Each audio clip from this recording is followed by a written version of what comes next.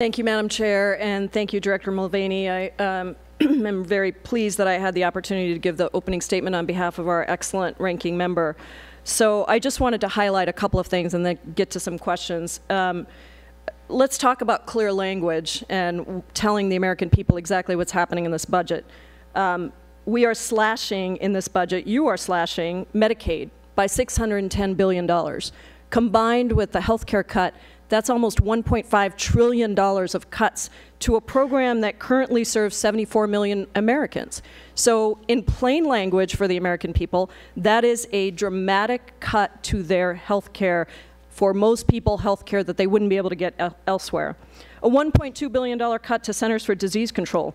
Clear English cuts drug addiction treatment and prevention services. A $1 billion cut to housing assistance programs, including for veterans who are struggling to keep a roof over their heads. We talked about infrastructure already, so I won't go into that. Mention SNAP. This is nutritional assistance for the most needy families in our country.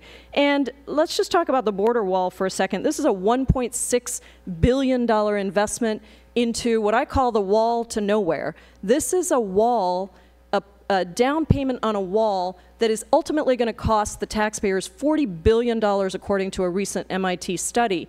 And as Janet Napolitano once said when she was governor of Arizona, show me a 100-foot wall, I'll show you a 101-foot ladder. This is not the solution to any of our immigration issues. Now, you've said, Director Mulvaney, that you should have called this a taxpayer-first budget, but I have to ask you, which taxpayer?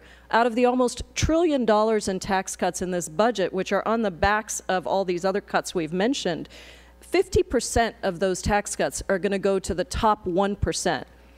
And 75% of the tax cuts are going to go to the top 75% of income earners. So what we're doing is taking away essential benefits for working families across this country, positions that the president ran on, and putting them into the top earners in the country. So when you talk about Trump-onomics, I think that was the word you used in your opening statement, and you said, let's do anything that gets you to 3% growth. Is that the same philosophy that got the president to 6 separate bankruptcies, $1.8 billion in debt for Trump hotels before he declared those bankruptcies? I'm not really sure what Trump-onomics is when you look at the president's records. And so what I'd like to ask you, Director Mulvaney, is can you explain how taking away from programs like the Children's Health Insurance Program, the disabled, and student loan repayments, one of the top issues in this country, Republicans and Democrats alike, $1.4 trillion in student loan debt right now.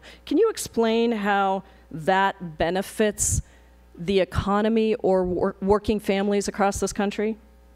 And I might reclaim my time, too, just to make sure, but let's start there. I can try. Because folks are throwing me notes because you raised a bunch of issues, so let me do this in a rapid form as I possibly can. CHIP is being extended, it's not being reduced.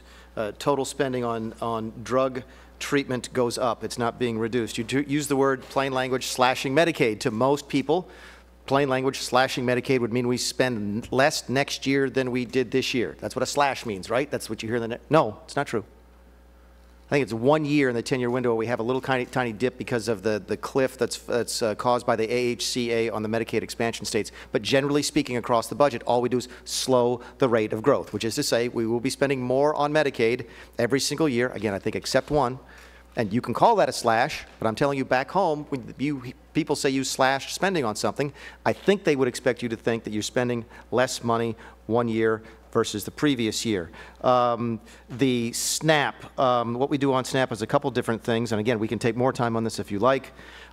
We do ask for an able body work requirement. We can go into the fact that SNAP went up dramatically during the downturn from, I think, roughly 28 million people on the program before the recession to 47 million people on the program at the height of the recession. I think the most recent number we have is roughly 42 or 44 million. We're back near what we like to call full employment. We've had several years of a slow but growing economy. Don't we think that maybe some of those folks should have come off of SNAP? And again, I apologize for doing that. We're limited, so I'm sorry for that. But I think if you look at what the American people thought about the Republican health care bill, you'll see that that slash in Medicaid is, in fact, a slash in Medicaid that even Republican governors spoke out against. Let me ask you about Social Security, because you've consistently said that you're not cutting Social Security. $72 billion in gentlelady's cuts time has to Social expired. Security, Ms. including Jayapal, Social Security disability insurance. I Thank you, may. Madam Chair. I yield back.